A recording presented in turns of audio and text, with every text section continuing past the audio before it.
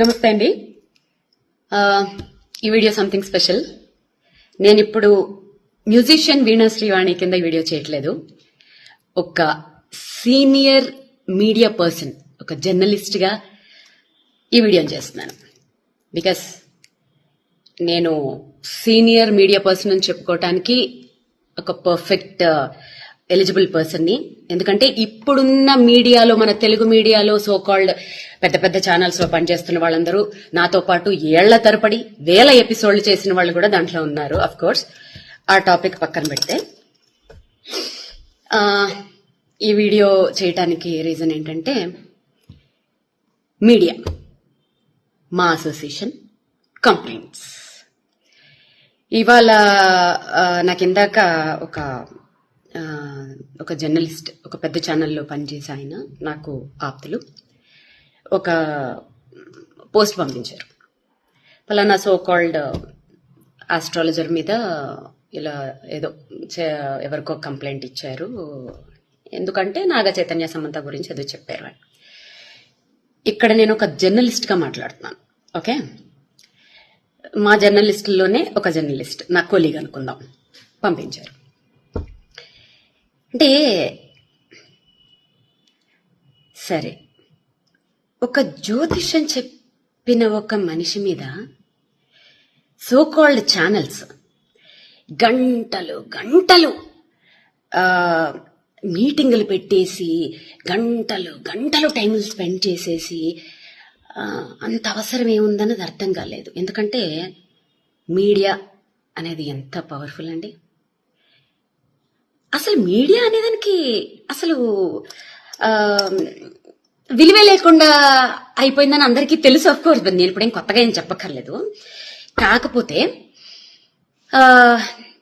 ఒకప్పుడు, అంటే నేను పనిచేసిన టైంలో జర్నలిస్ట్ అని చెప్పుకోవాలంటే ఖచ్చితంగా జర్నలిజం పాస్ అయి ఉంటేనే జర్నలిస్ట్ అని చెప్పుకోవచ్చు. ఇప్పుడు ఒక 2 ఇంటర్వ్యూలు చేసేస్తే చాలు జర్నలిస్ట్లే. ఆ లెక్కను చూసుకుంటే నేను సూపర్ జర్నలిస్టులు. ఎందుకంటే వందల ఇంటర్వ్యూలు తీసేసుకున్నాను, 1000 ఎపిసోడ్లు చేసేసాను. సో కాబట్టి ఈ జర్నలిస్టులందరూ నా కొలీగ్స్ జర్నలిస్టులు. ఇప్పుడు స్ట్రైట్ ఫార్వర్డ్ గా అడుగుతున్నాను. ఈ పలానా జ్యోతిష్యం చెప్పారు, పలానా వాడెవడో టమాటా కూరలో ఉప్పు ఎక్కువ వేసాడు, ఇంకెవడో ఏదో చేశాడు, ఇవి పక్కన పెడితే, నేను పేర్లు తీయకూడదు అనుకుంటున్నాను కానీ తీస్తున్నాను. గత నెల రోజుల నుంచి ఈ సో కాల్డ్ ఛానల్స్ లో రాజ్ తరుణ్, లావణ్య, వీళ్ళిద్దరిని వీళ్ళ స్టోరీని కూర్చోపెట్టి ఛానల్స్ కి ఉన్న మినిమం నీకు రూల్స్ కూడా తెలియకుండా, ఒక బీప్ సౌండ్లు లేకుండా, నువ్వు వాడితో పడుకున్నావు, నువ్వు దీంతో పడుకున్నావు, బూతులు బూతులు బూతులు బూతులు బూతులు. ఇంకొకటి ఏంటంటే, ఒక ఛానల్ అయిపోయిన వెంటనే బయట చెప్పుకుంటే సిగ్గిపోతుంది, ఒక పెద్ద శాటిలైట్ ఛానల్స్ కూడా, రండి మేడం మా ఛానల్ కి రండి మేడం, మీకు న్యాయం చేస్తాం. ఏం చేస్తారు? అదేదో సినిమాలో లాగా పోరాడతాం అంటే ఏం ఆడతారు అన్నట్టు వాళ్ళకి న్యాయం మీరు ఏం చేస్తారు? మీకు రేటింగుల కోసం కదా. పోనీ వాళ్ళు బూతులు మాట్లాడుతున్నారా? కాదు, ఒక పిల్ల వచ్చి కూర్చుని ఇంకో పిల్ల జీవితాన్ని లాగేస్తుంది దాంట్లోకి. ఆ పిల్ల పడుకుంది, ఈ పిల్ల పడుకుంది. వాళ్ళకి పర్సనల్ లైఫ్లు ఉండవా? వాళ్ళకి మొగుళ్ళు పిల్లలు లేరా? అప్పుడు ఏమయ్యాయి మీ మనోభావాలన్నీ? అంటే మీ మీద సో కాల్డ్ మా జర్నలిస్టుల మీదే ఎవరు కేసులు పెట్టేవాళ్ళు లేరా? ఉండరా? సో ఇది ఎవరు ఆలోచించుకోవాలి చెప్పనా? ఆడియన్స్, మెయిన్ గా యూత్ ఆలోచించుకోవాలి. ఒక శాటిలైట్ ఛానల్ 24 hours లో విద్యార్థుల నోటిఫికేషన్స్ కోసం గాని, ఉద్యోగాల కోసం గాని, రైతుల ప్రాబ్లమ్స్ కోసం గాని, ఆడవాళ్ల సెక్యూరిటీల కోసం గాని, ఇంకా దేని గురించి గాని అట్లీస్ట్ ½ an hour అయినా ప్రచారం చేస్తున్నాయండి. ½ an hour. సో మీకు ఒక విషయం, దీంట్లో మీకొక ఇంట్రెస్టింగ్ టాపిక్ చెప్తాను. మా జర్నలిస్టులలో, మా కొలీగ్స్ లో ఒక్క జర్నలిస్ట్ ని మీరేమన్నా అని చూడండి, తేనెటీగ మీద రాయి పడితే ఎలా ఉంటుంది తెలుసా? అలా వచ్చేస్తారు. ఆ యూనిటీ మీలో ఉండాలి. ఓకే, సో కాల్డ్ ఈ మధ్య జర్నలిస్టులు ఎలా తయారయ్యారంటే, క్వశ్చన్లు అడుగుతుంటే కూడా అది క్వశ్చన్ లాగా అనిపిస్తలేవు, నాకు ఇంట్రాగేషన్ లాగా అనిపిస్తుంది. అన్నా ఎందుకన్నా ఆ రేంజ్ లో అడగాలి? మామూలుగా అడగచ్చు కదా క్వశ్చన్లు.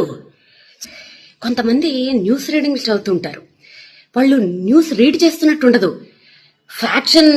ఫ్యాక్షన్ డైలాగులు చెప్తున్న ఫీలింగ్ వచ్చేస్తూ ఉంటుంది నాకు.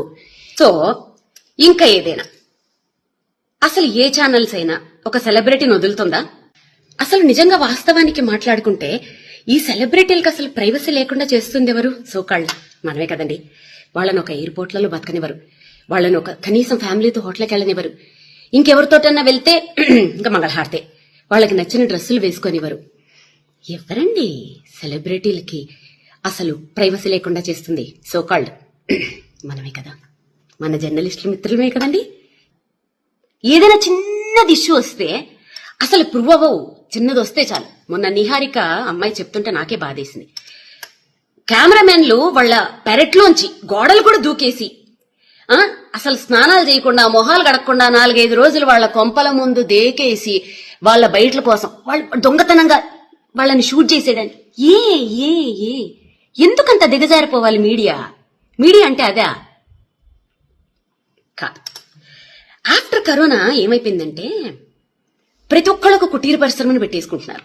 ఆ కుటీర పరిశ్రమలు ఎంత దారుణంగా ఉంటున్నాయి అంటే, ప్రధానమంత్రి మోడీని మొదలు పెట్టుకుంటే, కొండ మీద వెంకటేశ్వర స్వామిని మొదలు పెట్టుకుంటే, ఒక జీసస్, అల్లా, దేవుడు, దెయ్యం ఏమీ లేదు. ఎవరిని పడితే వాడు వాడిని బూతులు తిట్టుకొని, వాడు వీడి బూతులు తిట్టేసుకోను. ఇది మనకి ఆర్టికల్ 19A ఇచ్చిన ఒక వరం. ఇక్కడ ఏంటంటే జోకు, ఒకళ్ళ మీద ఒకళ్ళ కేసులు వీటి మీద ఏం పనిచేయవు. అలా పెట్టదలుచుకుంటే ఎన్నో పెట్టచ్చు.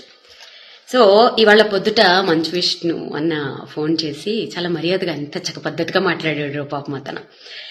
ఆ కల్చర్ బాగా నచ్చింది. అఫ్కోర్స్ విష్ణన్న ఒక పెద్ద హీరో కొడుకు గురించి ఒక జ్యోతిష్కుడు జ్యోతిష్యం చెప్పాడని కేసులు పెడతామని వీళ్ళు పెడుతున్నారని చెప్పి మీ దగ్గరికి వచ్చిన జర్నలిస్టులని మీరేమడగాలి తెలుసా?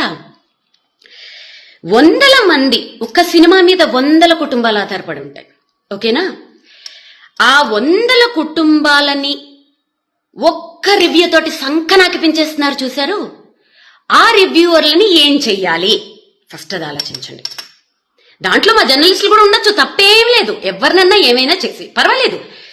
మరి 100 మంది పనిచేస్తున్న ఆ సంస్థలు నీ రోడ్ల మీదకి తెచ్చేస్తున్న ఫలానా ఈ రివ్యూవర్ల మీద మరి మీరేమీ యాక్షన్ తీసుకోరా? అంటే ఆ రివ్యూస్ ఇచ్చే వాళ్లలోనే మా జర్నలిస్టులే ఉన్నారని చెప్పి మీరు ఆలోచిస్తున్నారా?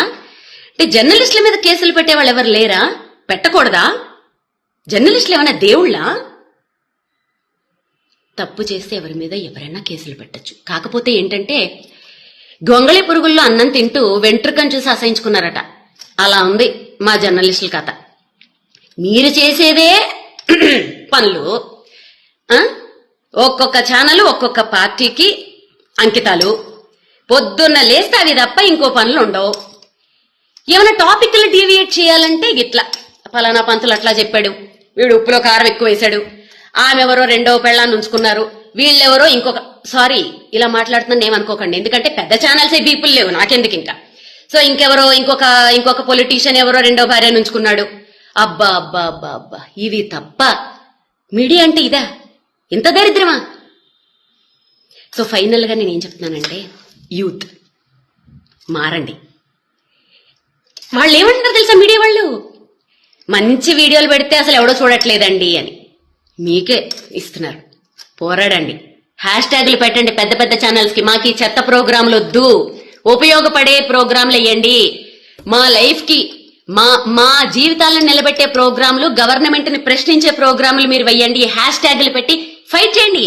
మీరు ఫైట్ చేస్తే సాధించలేందా? తెలంగాణ అలా సంపాదించుకున్నది కాదా? ప్రతి రాష్ట్రంలోనూ అలాంటి సంపాదించుకున్నవి ఎన్ని లేవు? మీకోసం ఫైట్ చేయండి. ఎంటర్టైన్మెంట్ కావాలంటే మీ ఫ్యామిలీ మెంబర్స్ లో, మీ ఫ్రెండ్స్ లో వెతుక్కోండి. అంతేగాని మీడియాలో ఎంటర్టైన్మెంట్ కోసం మీ జీవితాలను నాశనం చేసుకోకండి. ఛానల్స్ ని ఎదిరించి ప్రశ్నించండి. ఓకే? మీరు ప్రశ్నించి మీరు సాధించిన రోజు మీ ముందు నిలబడి యాజ్ ఎ సీనియర్ జర్నలిస్ట్ నేనే ఫైట్ చేస్తా. ఈ జ్యోతిష్యాలు, పురోహితుళ్ళు అసలు ఇవన్నీ బ్యాన్. అసలు సోషల్ మీడియాలో చెప్పకూడదు. ఎవరైనా చెప్తే ఫస్ట్ నా మొగుడు కాదు, ఎవరు కాదు, ఫస్ట్ నేనే కేసు పెడతా. ఓకే? అసలు ఈ వీటికి నాంది పలికింది ఎవరు? మీడియా వాళ్లే కదా.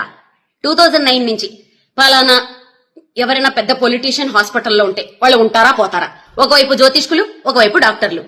పలానా క్రికెట్ మ్యాచ్లు వస్తది, ఎవరు విన్ అవుతారు? ఓ పక్క జ్యోతిష్కులు, ఓ పక్క డాక్టర్లు. దాంట్లో ఫస్ట్ గా వేణుస్వామి ఉండాలి, లేకపోతే మళ్ళీ అది ఎవడో చూడడం. ఓకే, ఓ పలానా సినిమా, ఈ సినిమా హిట్ అవుతుందా ఫట్ అవుతుందా? ఓ పక్క డైరెక్టర్లు, ఓ పక్క జ్యోతిష్కులు. అసలు దీనికి నాంది పలికింది ఎవరు? సోకాల్డ్ 6 జర్నలిస్టులు, మన టీవీ ఛానల్సే కదండి. ఇప్పుడు ఎవరికి వాళ్ళు కుటీర పరిశ్రమలు పెట్టుకుని ఓన్ గా చెప్పుకుంటూ ఉంటే మీకు నొప్పి వచ్చింది కదా. ఇక్కడ మారరు సోకాల్డ్ ఛానల్స్, సోకాల్డ్ రాత్రికి రాత్రి పుట్టుకొచ్చేసిన చుట్టుకు పుట్టుకు యూట్యూబ్ ఛానల్స్. మారాల్సింది ఆడియన్స్, మారాల్సింది యూత్ అని చెప్పి హ్యాష్ ట్యాగులు పెట్టి ఫైట్ చేయండి. మీలో ఆ రిజల్యూషన్ వచ్చినప్పుడు అన్ని మారతాయి. అప్పుడు నేను కూడా మారతాను, నేను మీ ముందు కలిపి పోరాడతాను. ఓకేనా?